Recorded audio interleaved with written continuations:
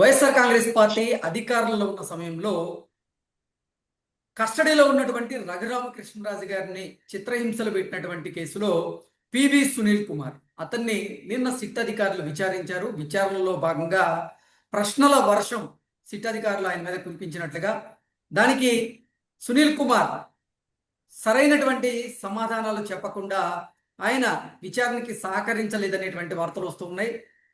విచారణలో భాగంగా సిట్ అధికారులు అసలు రఘురామకృష్ణరాజు గారిని ఎవరు కొట్టమన్నారు, ఎవరు కొట్టించారు, అసలు దీని వెనక ఎవరున్నారు అనేటువంటి ప్రశ్నలు అడిగినట్లుగా తెలుస్తోంది. దీని మీద మనం పూర్తి స్థాయిలో విశ్లేషణ చేసుకున్నాం. ప్రస్తుతం మనతో పాటున్నారు ప్రముఖ రాజకీయ విశ్లేషకులు, ప్రముఖ సీనియర్ జర్నలిస్ట్ ఉపాల్ లక్ష్మణ్ గారు. లక్ష్మణ్ గారితో మాట్లాడు. లక్ష్మణ్ గారు నమస్తే సార్.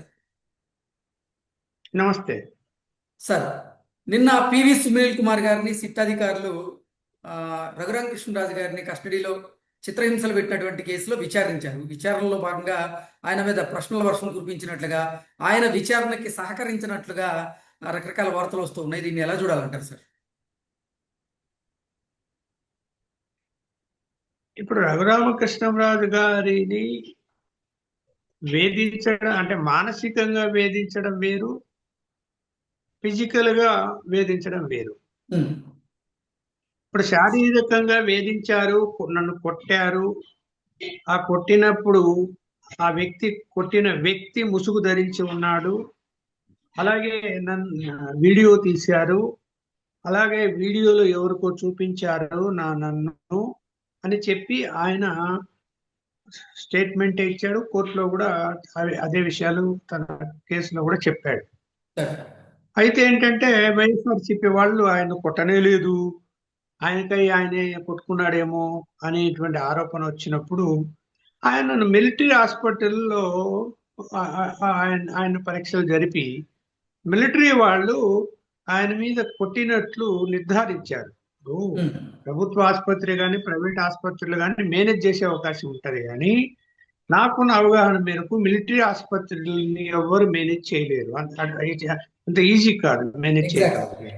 అంటే సో ఇచ్చిన రిపోర్ట్ కొట్టినట్టు క్లియర్ గా వాళ్ళు దెబ్బన్నట్టు వాళ్ళు మెన్షన్ చేశారు అన్నది వార్తలు వచ్చాయి. సో దాని మీద కేసు నడుస్తున్నప్పుడు ఇప్పుడు ఆ రోజు ఇతను సిఐడి చీఫ్, ఇతనే స్వయంగా రఘురామకృష్ణరాజును ఇంట్రాగేట్ చేశాడు అని ఒకటి. ఆ ఇంట్రాగేట్ చేసిన సందర్భంలోనే కొట్టారు అని. అయితే ఆ కొట్టిన వ్యక్తి ఎవరు? కానిస్టేబులే తను ఐడెంటిఫై కాకూడదు, వీడియో తీస్తున్నారు కాబట్టి అతను ఐడెంటిఫై కాకూడదు కాబట్టి ముసుగు ధరించి కొట్టాడా, లేదు బయట వ్యక్తిని తీసుకొచ్చి ముసుగు వేసి కొట్టించారా అనేది కూడా తేలాలి ఉంది. ఇక్కడ సరే అన్నిటికీ ఇప్పుడు మూల కారణం ఏంట్రా అంటే, అంత సీరియస్ గా మీరు అతన్ని వేధించే విషయంలో పైవారి ఆదేశాలు ఉండే చేశారా లేకుండా చేశారా అనేది వచ్చినప్పుడు అంత ధైర్యంగా పైవారి ఆదేశాలు లేకుండా చెయ్యరు మామూలుగా ఏదో పోలీసు. అంత సులభం కాదు. ఎందుకంటే రేపొద్దున ఏదైనా ఇష్యూ అయితే మన మీదకి వస్తుందని ఆందోళన చెందుతారు, భయపడతారు. అంత సులభంగా చేయరు. పై వాళ్ళ అండ ఉంటేనే చేస్తారు. ఇప్పుడు ఒకవేళ కానిస్టేబుల్ అయినా ముసుగు ధరించి వచ్చి కొట్టాడు అనుకున్నాము, పై వాళ్ళ అండ ఉంది కాబట్టి నేను చెప్తున్నాను, నీ గురించి నేను చూసుకుంటాను, నువ్వు ముసుగేసుకో, నువ్వు కొట్టు అంటేనే కొడతారు తప్ప పై వారి అండ లేకపోతే వాళ్ళకై వాళ్ళు కింది స్థాయిలో ఉండే వాళ్ళు అలాంటి పనులు చెయ్యరు, భయపడతారు. ఇక్కడ సునీల్ గారిని పిలిచారు ఈ ఇష్యూలో. అక్కడ రెండు విషయాలు ప్రధానంగా, కొట్టింది ఎవరు, కొట్టమని చెప్పింది ఎవరు, పై వాళ్ళు చెప్పారా మీరే చెప్పారా? మరి ఆయన ఏం సమాధానం చెప్పాడో బయటికి అయితే రాలేదు. కొన్ని మీడియా సంస్థల్లో అవును కాదు తెలీదు, మామూలు ఈ పదాలు ఉన్నాయి కదా పోలీసులు ఇంట్రాగేషన్ లో చెప్పేటువంటి పదాలు అవే వాడి ఉంటాడు అని. ఇప్పుడు ఒక బాధ్యత గల ఐపీఎస్ ఆఫీసరు, అందులో సీనియరు, ఆయన అలాంటి పదాలు చెప్తాడని నేనైతే అనుకోను. చెప్పకూడదు. వాస్తవాలు ఏందో అతను చెప్పాలి. తను తప్పు చేయకపోవచ్చు, నువ్వు తప్పు చెయ్యని పైవాళ్ళు చెప్పారనుకోండి, వాళ్ళు పైవాళ్ళు చెప్పినప్పుడు నేను విధిలేని పరిస్థితుల్లో నేను ఆ తప్పు చేశాను అంటే దానికి అర్థం ఉంటుంది. అలా కాకుండా అవును కాదు తెలీదు ఆ, మర్చిపోయాను ఇట్లాంటి మాటలు ఒక ఐఏఎస్ ఆఫీసర్ గా ఉండి, సారీ ఐపీఎస్ ఆఫీసర్ గా ఉండి చెప్పడం చెప్పి ఉంటాడు అనేది కరెక్ట్ కాదు.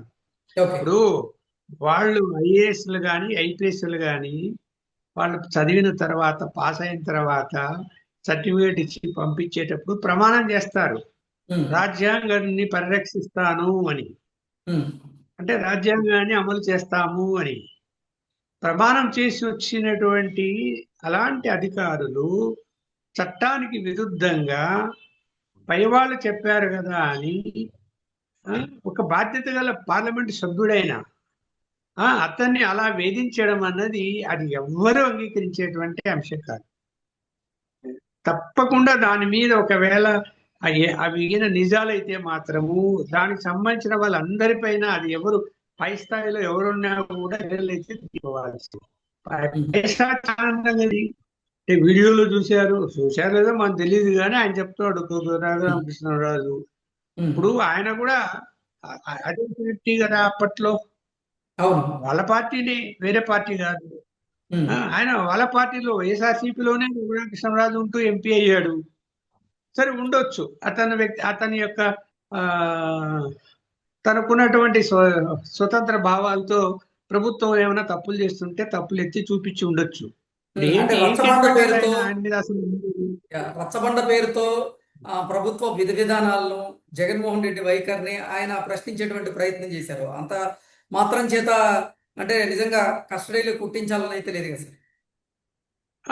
ఉండొచ్చు. ఇప్పుడు మళ్ళీ ఎలాంటి కేసు పెట్టారు ఆయన మీద? దేశద్రోహం కేసు. ఉమ్, అది ఎప్పుడో బ్రిటిష్ కాలం నాటిలో ఉన్నటువంటి ఒక చట్టం సెక్షన్ అది. ఉమ్, మన స్వాతంత్రం వచ్చిన తర్వాత కూడా కొంతమంది రాజులు ఉండేవాళ్ళు. ఇప్పుడు ఉదాహరణ నిజాం రాజు అప్పటికి ఉండేవాడు, తర్వాత విలీనం చేశాడు సంస్థానాన్ని. సో వాళ్ళ మీద ఏదైనా దేశద్రోహానికి పాల్పడితే గనక చర్యలు తీసుకోవాలనే ఉద్దేశంతో బ్రిటిష్ వాళ్ళు పెట్టినటువంటి దాన్ని కంటిన్యూ చేశారు ఆ సెక్షన్. అది ఎవరు ఎక్కడ దేశంలో అమలు చేయరాదు, ఊరికి సెక్షన్ ఉమ్. ఉంటుంది తప్ప. అవును. ఇప్పుడు దాని ఉద్దేశం ఏంటంటే జగన్మోహన్ రెడ్డి గారి యొక్క ప్రభుత్వాన్ని అస్థిరపరిచి దించాలి, ప్రభుత్వాన్ని పడగొట్టాలి అనే ప్రయత్నాలు ఆయన చేశాడు అని. ఉమ్, ఎలా సాధ్యమవుతుంది అంటే ఆయన చేయగలుగుతాడా? 151 సీట్లు ఉన్నాయి అప్పుడు ఉమ్, జగన్మోహన్ రెడ్డి గారికి. అవును. 151 సీట్లు ఉంటే ఒక రఘురామకృష్ణరాజు ఎమ్మెల్యే కూడా కాదు, ఎంపీగా ఉండి ఉమ్, ఆయన చెబితే ఓపులోమని ఒక 100 మంది బయటకు వచ్చేసి జగన్మోహన్ రెడ్డి గారిని పదవి నుంచి దించేటువంటి అవకాశం ఉంది అక్కడెక్కడన్నా అక్కడ. లేదు. అధికారంలో అందరు ఉన్నారు, అందరు శాసనసభ్యులు బాగా ఎంజాయ్ చేస్తున్నారు ఆయన గవర్నమెంట్ లో. ఎంజాయ్ చేయని వాడు చేయని వాళ్ళు ఎవరు లేరు. ఉమ్, అలాంటి పరిస్థితుల్లో ఆ పార్టీ వదిలేసి బయటకు వస్తారా? జగన్మోహన్ రెడ్డి దింపాలనుకుంటారా? ఎందుకు అనుకుంటారు? లేదు, ఆ పరిస్థితి లేదు. ఎలా కుట్ర చేస్తాడు ఈయన? అది ఆయన కుట్ర చేశాడంట, ఆ ప్రభుత్వాన్ని పడగొట్టాలని కుట్ర చేశాడు. అది రాజద్రోహం. ఉమ్, మరి ఏం చెప్తాం మరి ఇప్పుడు? ఏ- ఇక్కడ దానికి సర్కమ్స్టెన్స్ ఎవిడెన్స్ అంటారు చట్టంలో. అవును. ఏమన్నా పరిసర వాతావరణం ఆ విధంగా ఉందా అనేది చూస్తుంది కోర్టు. ఎక్కడుంది? సాధ్యమే చెప్పానా? ఏదో నలుగురో ఇద్దరో శాసనసభ్యులు ఎక్కువ ఉన్నారు అంటే ఆ గవర్నమెంట్ పడగొట్టే అవకాశం ఉంటది. కానీ 151 మంది ఉన్నటువంటిది 175లో 150 మంది ఉంటే ప్రభుత్వం పడగొట్టడం, ఆయన మాట ఇని బయటకు వచ్చే వాళ్ళు ఎంతమంది ఉంటారు? అసలు ఆయన కమ్యూనిటీ ఏంది? రాజులు. ఉమ్, ఏ విధంగా ఆయన నమ్మి బయటకు వస్తారండి? ఎవరు వస్తారండి? ఓకే. కొంచెంమంది ఉండాలి. కానీ శిక్షణ పెట్టేటప్పుడైనా కూడా ఏమీ ఆలోచన చేయకుండా ఎలా పెట్టారు ఆ శిక్షను? పెట్టారు. ఉమ్, అందువలన అది మానసికంగా శారీరకంగా రెండు వేధింపులకు గురి చేయాలనే ఉద్దేశంతో చేశారు. కానీ ఒకవేళ ఇప్పుడు వీరు ఏమైనా, ఎందుకంటే ఈయన కూడా ఇప్పుడు ఐఏఎస్ ఐపీఎస్లు కూడా ముఖ్యమంత్రి లేదా హోంమంత్రి లేదా ఇంకొక స్థాయి రాజకీయ నాయకులు చెబితే గనక చట్టానికి విరుద్ధంగా ఈ పని చెయ్యండి అంటే చేయొచ్చా? సార్ మేము చేయలేము, అవసరమైతే మమ్మల్ని ఈ పోస్ట్ నుంచి ఇంకో పోస్టింగ్ మార్చండి, ట్రాన్స్ఫర్ చేయండి, వెళ్ళిపోతామని వాళ్ళని చాలా మందిని చూశాను నేను. అవును. మేము ఇది చేయలేమండి, మేము చేయమని చెప్పి వెళ్ళిపోయిన వాళ్ళు చాలా మంది ఉన్నారు, ఉమ్, సెలవు పెట్టిన వాళ్ళు కూడా ఉన్నారు. ఈయన ఎందుకు ఒకవేళ అది చేసి ఉంటే ఈయన అలాంటి పనులు తన దగ్గరుండి చేపించి ఉంటే అది కరెక్ట్ అయితే కాదు. Okay sir, PV Sunil Kumar ఇప్పుడు విచారణలో భాగంగా అప్రూవర్ గా మారేటువంటి అవకాశం ఉందా? అప్రూవర్ గా మారి అసలు జరిగినటువంటి వాస్తవాలను బయట పెడితే ఏం జరిగేటువంటి అవకాశం ఉందంటే ఏం చెప్తారు సార్? అప్రూవర్ గా మారాడని నేను అనుకుంటున్నాను. ఎందుకంటే తనను కూడా ఇబ్బంది పెడుతున్నది గవర్నమెంట్ అని అనుకున్నప్పుడు ఉమ్, తను అప్రూవర్ గా ఎందుకు మారుతాడు? ఆయన అప్పుడు అత్యంత అభిమానము జగన్మోహన్ రెడ్డి గారి మీద ఉందో, లేకపోతే అత్యంత ఆదాయ వనరులు ఉంటేనో వాళ్ళు చెప్పిన మాట వినరు.